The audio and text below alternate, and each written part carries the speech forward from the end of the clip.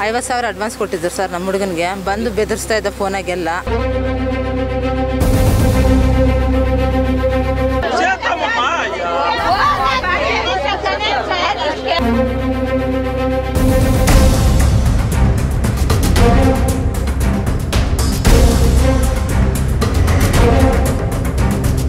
ಸುಮನ್ ಟಿವಿಗೆ ಸ್ವಾಗತ. ನಾನು ನಿಮ್ಮ ನರಸಿಂಹಮೂರ್ತಿ.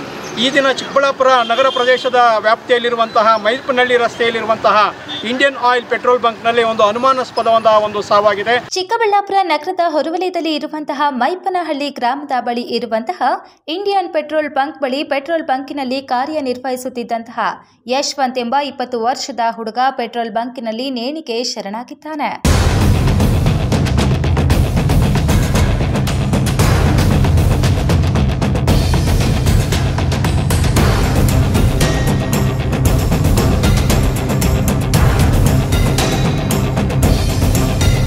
ಈ ಸಾವಿನ ಬಗ್ಗೆ ಹಲವಾರು ಸಂಶಯಗಳು ಮೂಡಿದ್ದು, ಪೆಟ್ರೋಲ್ ಬಂಕಿನ ಮಾಲೀಕರಾದಂತಹ ಸುರೇಶ್ ಗೌಡ ಮತ್ತು ಅವರ ಮಗನಾದಂತಹ ವರುಣ್ ಗೌಡರವರು ನೀಡುತ್ತಿದ್ದಂತಹ ಕಿರುಕುಳದಿಂದಲೇ ಈ ಸಾವು ಸಂಭವಿಸಿದೆ ಎಂದು ಯಶವಂತ್ ಅವರ ಕುಟುಂಬಸ್ಥರು ಆರೋಪ ಮಾಡಿದ್ದಾರೆ. 50,000 ಅಡ್ವಾನ್ಸ್ ಕೊಟ್ಟಿದ್ರು ಸರ್ ನಮ್ಮ ಹುಡುಗನಿಗೆ. ಬಂದು ಬೆದರಿಸ್ತಾ ಇದ್ದ ಫೋನಾಗೆಲ್ಲ. ಯಾರು? ಅಯ್ಯಪ್ಪನೇ, ಇವಾಗ ಓನರ್. ಏನು ಅವ್ರ ಹೆಸರೇನು? ಅವ್ರ ಹೆಸರು ವರುಣ್ ಗೌಡ. ಅವರೇ ಏನೋ ಮಾಡಿ ಕೊಲೆ ಮಾಡಿ ಸಾಯಿಸಿದ್ದಾರೆ ಅವರು. ಅವ್ರ ಮೇಲೆ ನಮ್ಗೆ ಡೌಟು. ಇನ್ಯಾರ ಮೇಲೆ ನಮ್ಮ ಹುಡುಗ ಅಂಥವ್ನಲ್ಲ, ಒಬ್ರು ತಂಟೆಗೆ ಹೋದವನಲ್ಲ, ಒಂದು ಇದು ಮಾಡಿದವನಲ್ಲ. ಮನೆ ಬಿಟ್ಟು ಆಚೆ ಗೊಡಕ್ಕೆ ಹೋಗ್ತಾ ಇಲ್ಲ ಸರ್. ಇವಾಗ ನಮ್ಮ ಮಗ ಎಷ್ಟು ಕೊಲೆಯಾಗಿ ಹೆಂಗೆ ಸತ್ತಿದ್ದಾನೋ ಅವನಿಗೂ ಅದು ಶಿಕ್ಷೆ ಆಗ್ಬೇಕು ನಮಗೆ. ಮನೆ ಹತ್ರ ಬಂದು ಏನಂತ ಕೇಳ್ತಾ ಇದ್ದೆ? ಫೋನಾಗಿ ಗಲಾಟೆ ಮಾಡ್ತಾ ಇದ್ದೆ ಸರ್. ನಾನು ಯಾರು ಅಂತ ಕೇಳ್ತಾ ಇದ್ದೆ ನನ್ನ ಮಗನಿಗೆ. ನಿನಗೆ ಯಾಕೆ ಸುಮ್ಮನೆ ಇರಮ್ಮ ಅಂತ ನಾನು ಹೇಳ್ತಿದ್ದೆ. ನನ್ನ ಮಗ ನಾನು ಹೇಳ್ತಿದ್ದೆ. ಅವನೇನೋ ಮಾಡಿ ರಾತ್ರಿನೇ ಕೊಲೆ ಮಾಡಿ ನೇಣಾಕ್ಬಿಟ್ಟಿದ್ದಾನೆ. ಈ ಪೆಟ್ರೋಲ್ ಬಂಕಿನಲ್ಲಿ ಕೆಲಸ ಮಾಡಿದ ಹಲವಾರು ಜನರನ್ನ ಕೇಳಿದಾಗ ವರುಣ್ ಗೌಡ ಮತ್ತು ಅವರ ತಂದೆ ನೀಡುವ ಕಿರುಕುಳವೇ ಇದಕ್ಕೆಲ್ಲ ಕಾರಣ ಎಂದು ತಿಳಿಸುತ್ತಾರೆ. 6 ಗಂಟೆಗೆ ಏನಿದ್ದಾಗ ನನ್ನ ಮಗನಿಗೆ ಫೋನ್ ಬಂತು.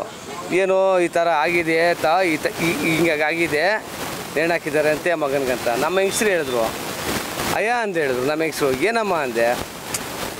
ಈ ಥರ ಅಂತ ಅಪ್ಲುಗನ್ಗೆ ಯಾರೋ ನೇಣಾಕಿದಾರಂತೆ, ಅವ್ನು ಸತ್ತೋಗಿರಂತೆ ಅಂತ ಹೇಳಿದ್ರು. ಸರ್, ಕೈಕಾಲು ಮುಖ ತೊಳೆದಿಲ್ಲ, ಗಾಡಿ ತಗೊಂಡು ಹಂಗೆ ಪೆಟ್ರೋಲ್ ಬ್ಯಾಂಕ್ ಹೋದ್ರೆ ಅವ್ರ ಅಪ್ಪ ಕೂತಿದ್ದ ಅಂಗಡಿ ಹತ್ರ. ಓನರ್ ಅಪ್ಪ, ಅವ್ರ ಅಪ್ಪ ಕೂತಿದ್ದ. ನಾನು ಅಲ್ಲೇ ಇದ್ದೆ. ಅಲ್ಲಿ ಹೋಗ್ಬಾರ್ದಪ್ಪ, ಕಂಪ್ಲೇಂಟ್ ಕೊಟ್ಟಿದ್ದೀನಿ, ಬರ್ತಾಯಿದ್ದಾರೆ ಪೊಲೀಸವರು, ಬರ್ತಾಯಿದ್ದಾರೆ ಅಂತ ಹೇಳ್ತಾನೆ ಇದ್ದ. ನಾನು ಅಲ್ಲೇ ಇದ್ದೀನಿ. ಪೊಲೀಸರು ಯಾರೂ ಬಂದಿಲ್ಲ ಸರ್. 7 ಗಂಟೆಗೆ ನಾನು ಹೋಗಿರೋನು. ಬಂದಿರೋದು ಎಷ್ಟೊತ್ತಿಗೆ? 11 ಗಂಟೆಗೆ ಎಲ್ಲರೂ ಬಂದು ಎಲ್ಲ ಇದು ಮಾಡಿರೋದು. 15 ಗಂಟೆ ಅಲ್ಲೇ ಇದ್ದೀನಿ ನಾನು. ಆಮೇಲೆ ಅವ್ರ ಮಗ ಇಲ್ಲೇ ಬಂದು ಸ್ಟೇಷನಲ್ಲೇ ಕೂತ್ಕೊಂಡಿದ್ದಾನೆ ಕಂಪ್ಲೇಂಟ್ ಕೊಟ್ಟು. ವರುಣ್ ಗೌಡ ಇಲ್ಲೇ ಕೂತಿದ್ದಾರಂತೆ. ಆತ ನಾನು ನೋಡಿಲ್ಲ ಪೆಟ್ರೋಲ್ ಬ್ಯಾಂಕಲ್ಲಿ. ಆತನ ಮಗ ಅಂತ ನನಗೆ ಗೊತ್ತಿಲ್ಲ. ಅಲ್ಲೇ ಕೂತಿದ್ದಾನೆ, ಇಲ್ಲೇ ಇದ್ದಾನೆ. ಯಾವುದೇ ಪ್ರಾಬ್ಲಮ್ ಈ ಥರ ಪೆಟ್ರೋಲ್ ಬ್ಯಾಂಕಲ್ಲಿ ಈ ಥರ ಆದಾಗ ಬಂದು ರಿಕ್ವೆಸ್ಟ್, ಈ ಥರ ಆಗಿದೆ, ಈ ಥರ ನೋಡಬೇಕು ಅನ್ನೋ ಏನು ಸರ್ ಇದಿಲ್ಲ ಸರ್ ಅವ್ರಿಗೆ. ಈ ಥರ ಆಗಿದೆಯಲ್ಲ, ಈ ಥರ ಮಾಡಬೇಕು. ಇಲ್ಲಮ್ಮ ಈ ಥರ ಆಗಿದೆ, ಯಾರು ಮಾಡಿದಾರಂತ, ಏನು ಮಾಡಿದಾರಂತ ಇವಾಗ ನಿನಗೆ ಗೊತ್ತಾನೆ. ಓನರ್ ನಿನಗೆ ಗೊತ್ತಾನೆ ಯಾರು ಫೋನ್ ಮಾಡಬೇಕು. ನಿನ್ಗೆ ಹೆಂಗೆ ಗೊತ್ತಾಯ್ತದ್ದು? ಈ ಥರ ಅವ್ನು ಸೂಸೈಡ್ ಮಾಡ್ಕೊಂಡಿದ್ದ ನಿನ್ಗೆ ಹೆಂಗೆ ಗೊತ್ತದು? ಹೆಂಗೆ ಗೊತ್ತು ಅವನು ಇದು ಸೂಸೈಡ್ ಮಾಡ್ಕೊಂಡ ನಿನ್ಗೆ ಹೆಂಗೆ ಗೊತ್ತು? ಸ್ಥಳಕ್ಕೆ ಆಗಮಿಸಿದಂತಹ ಚಿಕ್ಕಬಳ್ಳಾಪುರ ನಗರ ಪೊಲೀಸ್ ಠಾಣೆಯ ಅಧಿಕಾರಿಗಳು ಶವವನ್ನು ಸರ್ಕಾರಿ ಆಸ್ಪತ್ರೆಗೆ ಸಾಗಿಸಿ ಪೋಸ್ಟ್ ಮಾರ್ಟಂ ರಿಪೋರ್ಟ್ಗಾಗಿ ಕಾಯುತ್ತಿದ್ದಾರೆ.